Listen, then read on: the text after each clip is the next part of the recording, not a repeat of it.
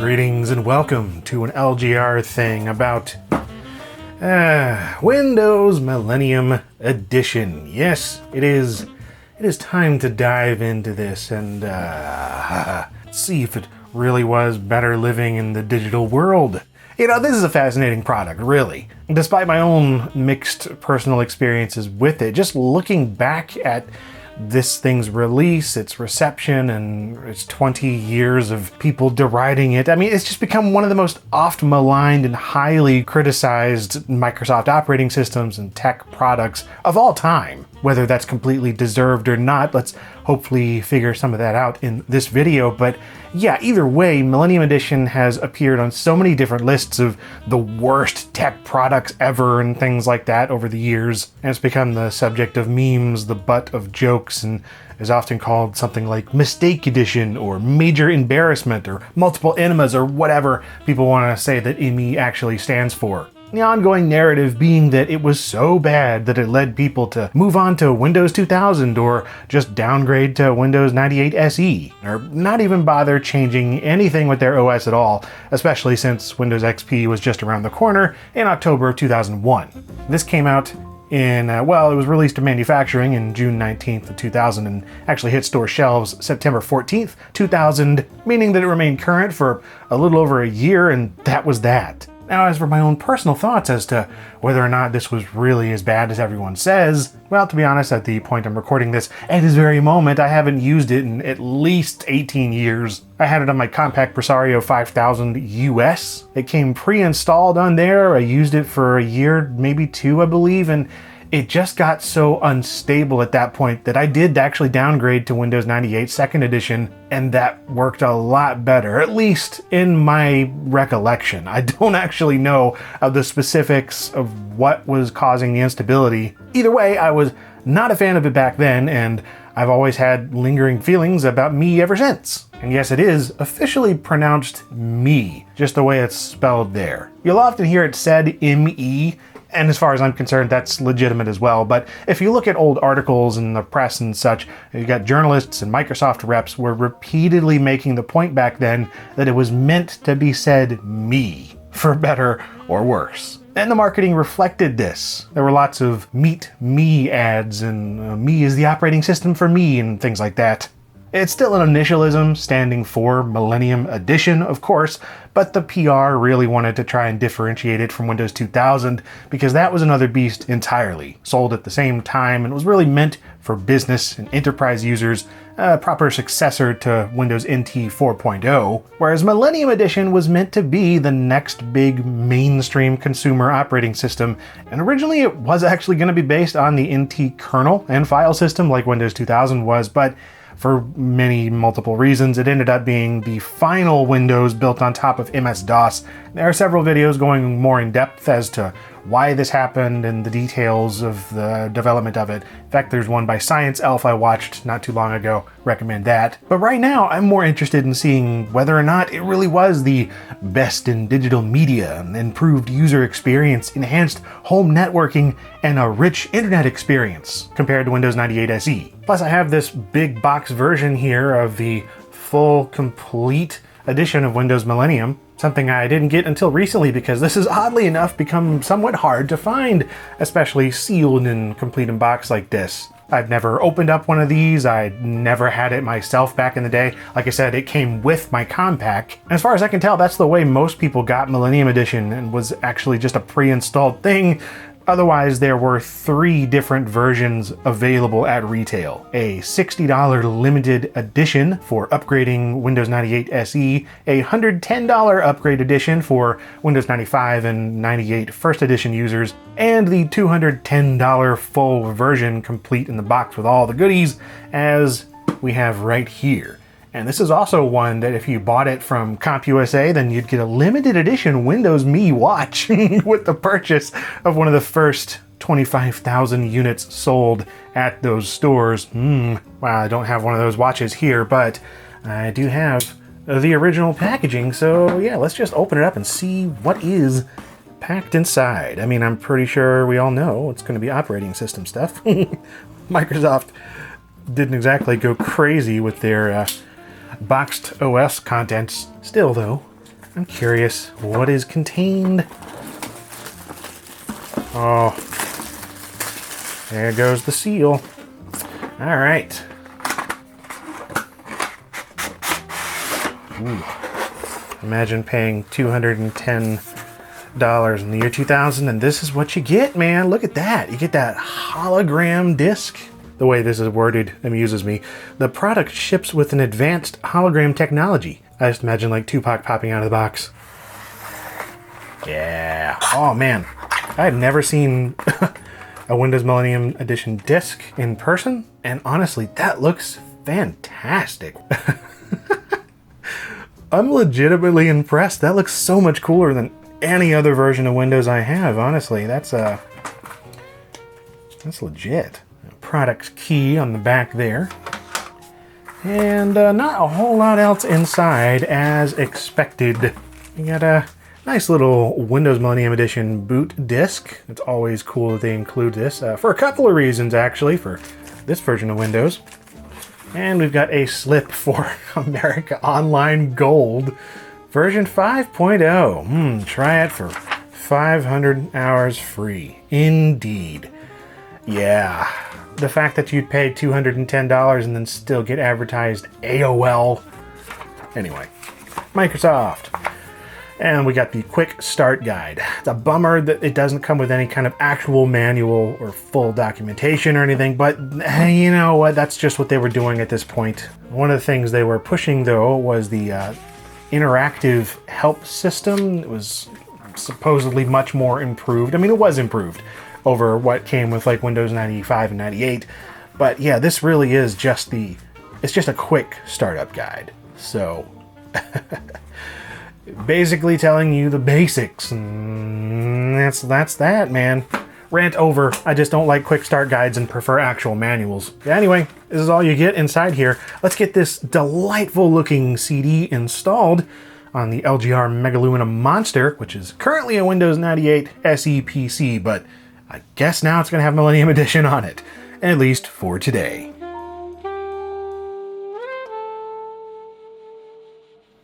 Alright, got the LGR Megalumina Monster here ready to go, and next time we see it, it will be booted into Windows Me. Let's get this CD in here.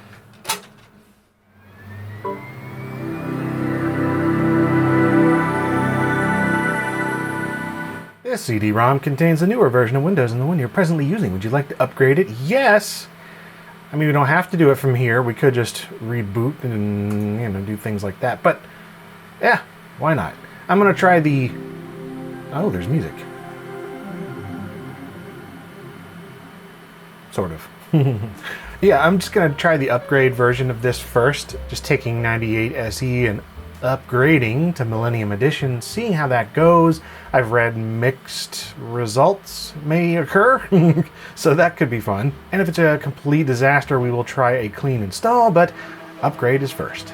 Welcome to Windows Me Setup. Congratulations on choosing Windows Millennium Edition. I'm not sure if I chose it or if you guys chose it by requesting it for years, but anyway, go. Now checking my hard disk for problems. There is no hard disk.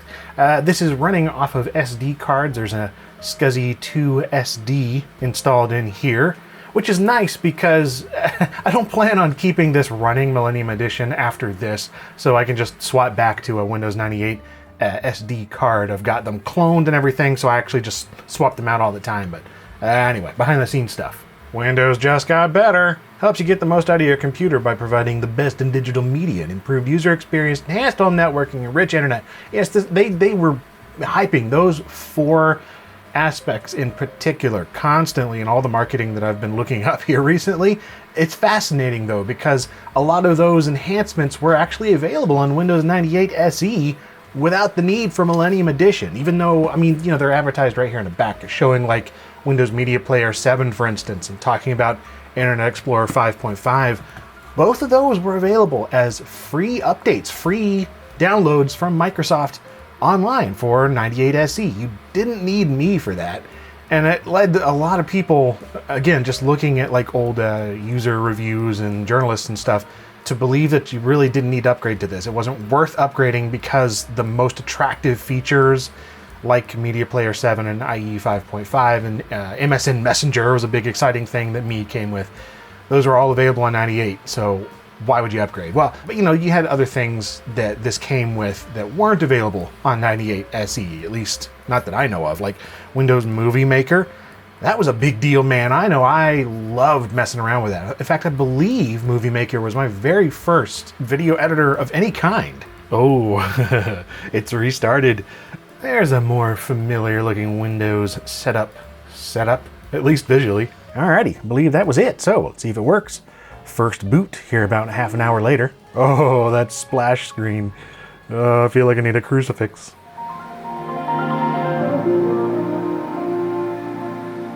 Now there's a startup I haven't heard in a very long time. Wow, seems like everything is working.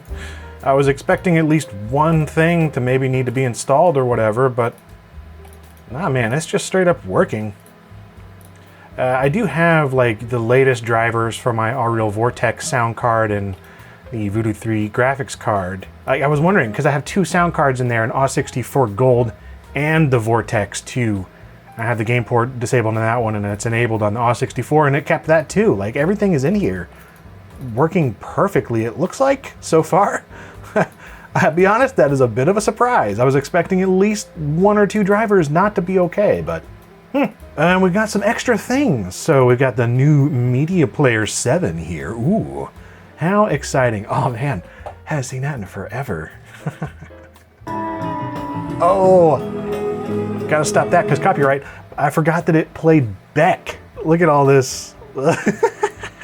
Like the skins and crazy stuff just extraneously popping out everywhere. I need a higher resolution. Huh, I can't. Well, why not? Okay, so there we go. I made the monitor the VX700 by Gateway here. So now I can actually change 800 by 600. Good stuff. So now we can get all the the full nonsense of Media Player 7 here. This brings back so many weird memories immediately. All these terrible skins and such. Oh, Headspace. There's a classic of like, yeah, New Millennium kind of aesthetic. What in the world? Ugh. All these terrible designs. The eyeballs. Oh man, look at this. Just what in the world? The whole design language of the time period, UI, UX was just a nightmare, but it's kind of oddly appealing in a retro futurism kind of way. Yeah, Windows Update. Ah, yes. This was a new thing. And just have it connect straight here, you know, and it would download things every day if you wanted it to, and keep your Windows updated instead of having to go to a website and download individual files or whatever. Which is probably what I will do if I end up updating this, because I am not going to connect to the internet. Just copy files over. Let's see, desktop themes. This is also something, it came with a lot of them from like Plus, which I think I had installed on here already, so I don't even know which ones were new. But yeah, all these like classic themes, man. I loved Inside Your Computer. I mean, who didn't? Yeah. All those sounds. And yeah, like I said, these were on 98 as well, so. But it came with a bunch of them. And this one is the, I guess, oof, what in the world? Too many sounds. Just nonsense. Yeah, scanners and cameras. This was a new thing as well, because you could just like add devices right here. I remember that being much more convenient than 98 SE. There was also some things in the taskbar and like just regular menu. Yeah, like a lot more customization options. As well as like, yeah, this personalized menus. I've never liked this. You could have it just, well, it's not going to do it because it's a fresh install, but only pop up individual things that you use the most in the start menu. I don't like that, never have. There was also like autocomplete. Yeah. So that was a thing. I was like, oh man, you don't have to like necessarily remember exactly what's on your hard drive. You can just autocomplete things. Whoa, you got Duke 3D in here somewhere? There it is. That was exciting at the time. Also came with some new games, which I always appreciated. So you have the internet games. So Internet Backgammon, Checkers, Hearts, Reversing, and Spades. Those were all new in Millennium Edition. Of course, you gotta be online and play through the MSN Gaming Zone thing. Spider Solitaire was also new. Timeless classic right there. Or so it became, right? I don't even remember how to play this. And you got Classic Solitaire, as it's now called, just Classic Solitaire to differentiate it. And then, of course,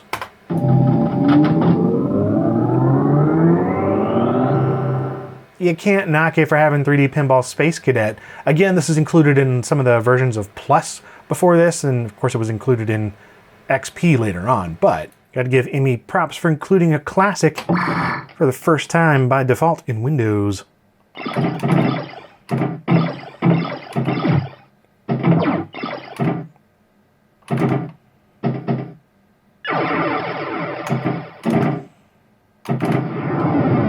Well, that was awful. Windows Millennium Edition preview. Let's see, when is this? Ooh, Shockwave. It's just a video? Yep.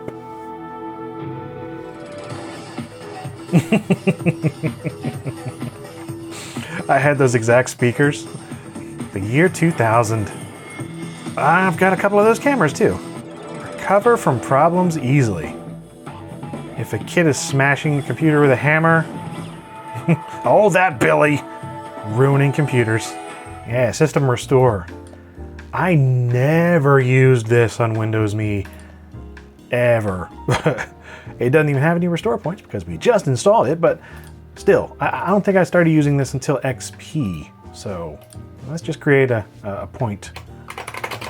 From what I was reading, some folks weren't necessarily a fan of it at the time because not only did it seem to bug out, but it took up a good chunk of hard disk space, like 150, 200 megs or something per restore point, and running things in the background and slowing down the computer, so you ended up getting slower performance than Windows 98. But there we go, created a restore point. Check out that new help and support system. Yeah, this was pretty advanced, man, compared to what Windows 98 had. It's like a full-on Encarta encyclopedia kind of design. Very HTML-centric. I'm sure some folks took advantage of it, especially since this didn't come with a manual. Dang it. Here we go. Windows Movie Maker. Look at that. Whoa. Okay. Got music for every... Yep. Do I have anything to import? There's a sample file, so that's good. Oh, look at these. It automatically made those clips.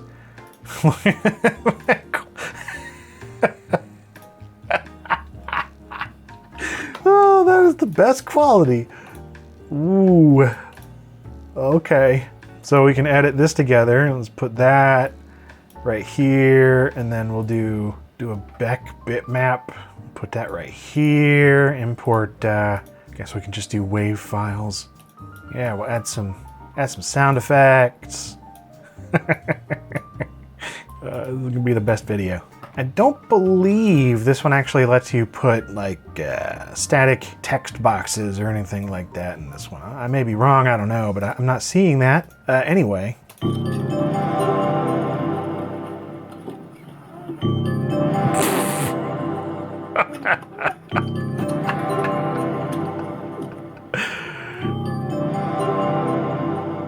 I'm gonna save that movie. Highest quality. Which is what? 256K BPS, 396K file size. Saving it as a Windows Media Video file. Look at that encoder go. Ah, magnificent. Yes, watch it now.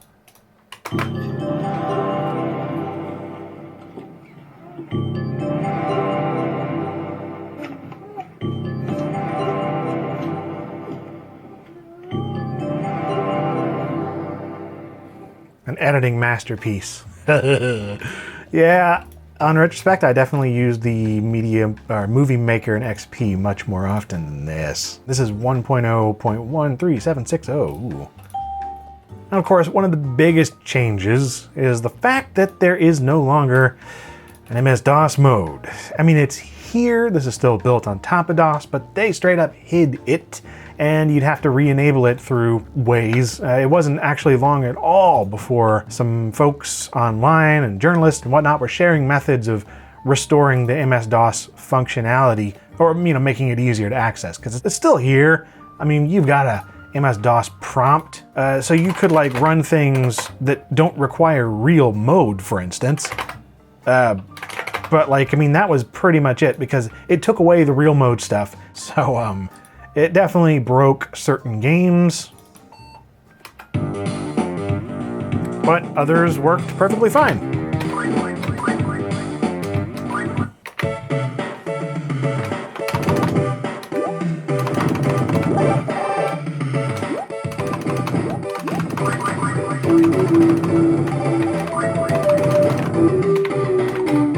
So yeah, Jazz Jackrabbit, it works. Then you have games like Epic Pinball that aren't ideal running under Windows. You get some like weird choppiness with the scrolling. Yeah, I never liked that. So yeah, if you could run that under like actual DOS mode, then that'd be great. Normally you'd just be able to, you know, go in here and create like a PIF or whatever, and you just tell it to go into DOS mode, but it's straight up not even an option anymore. Duke 3D though, I mean, you know, that works, so it's all you need. Let's rock. Damn, this alien's back giving up aid for shooting up my ride. Die. I'm killing you with Windows Millennium Edition. Cool. It's pretty deadly. That's gotta hurt. Still, despite a lot of my favorites working fine, there's a number of games and programs that just won't work properly, or at all, without DOS running in real mode. Not a problem in older versions of Windows where you can just restart in MS-DOS mode at any time.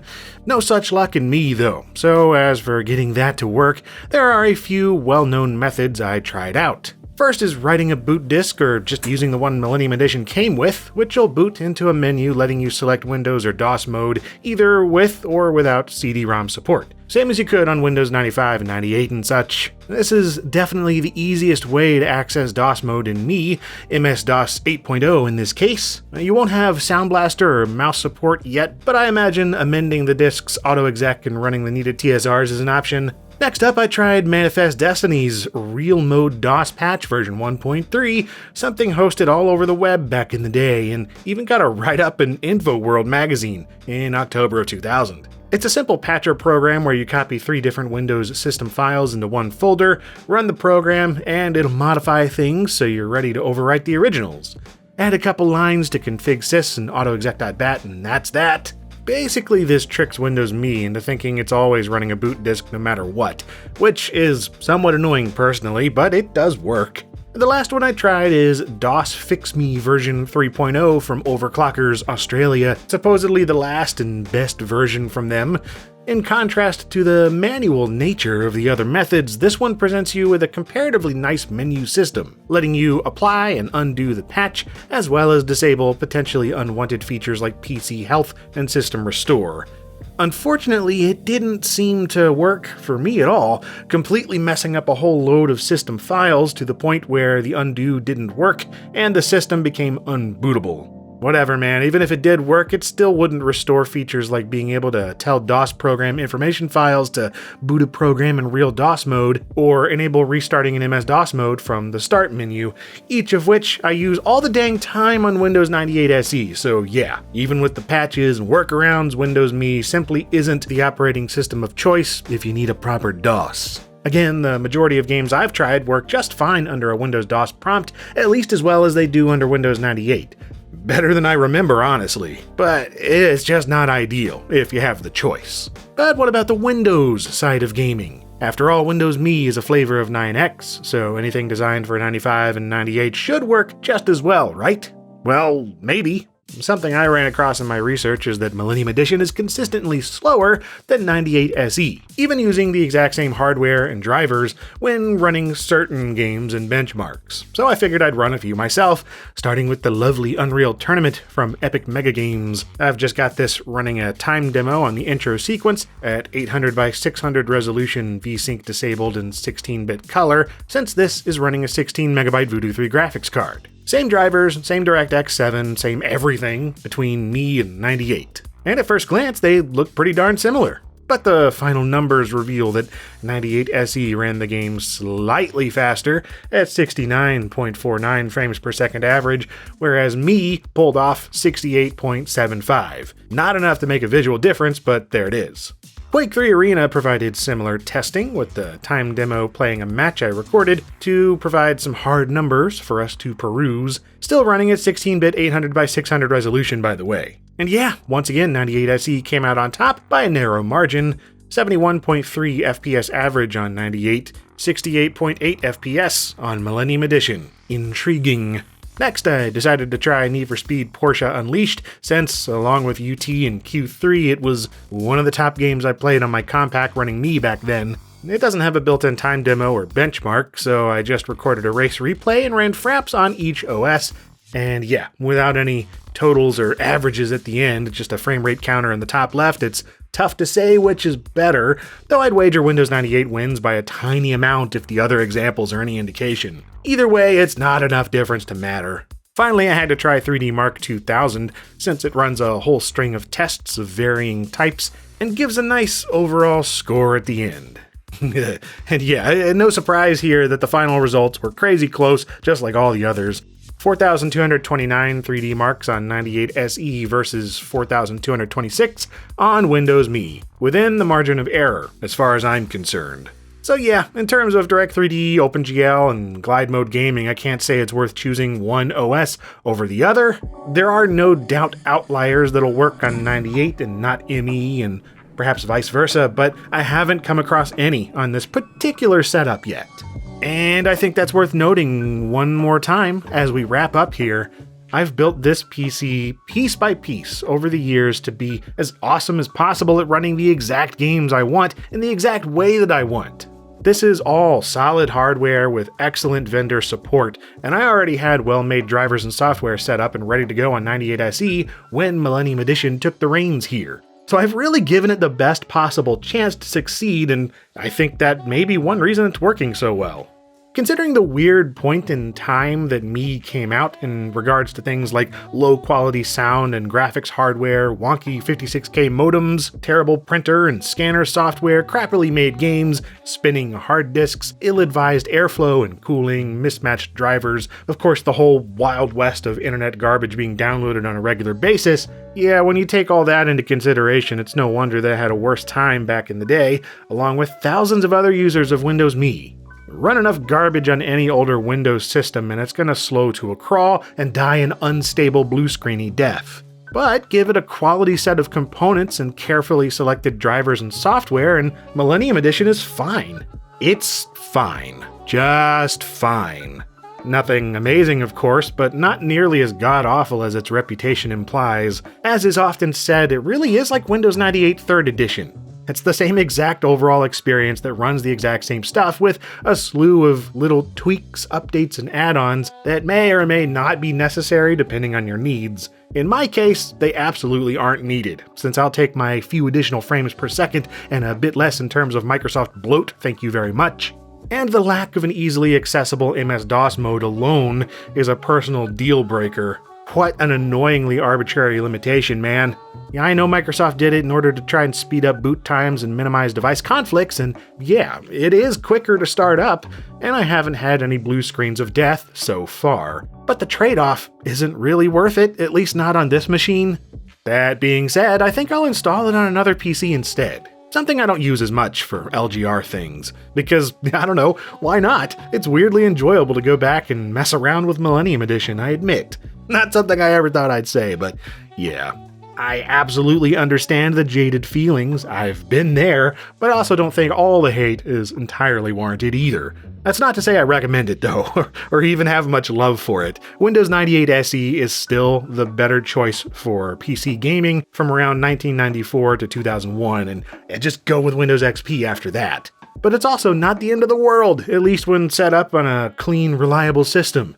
Heck, I'd say Windows Me is actually kind of fun, in that goofy turn of the millennium kind of way, and that's worth at least a little something.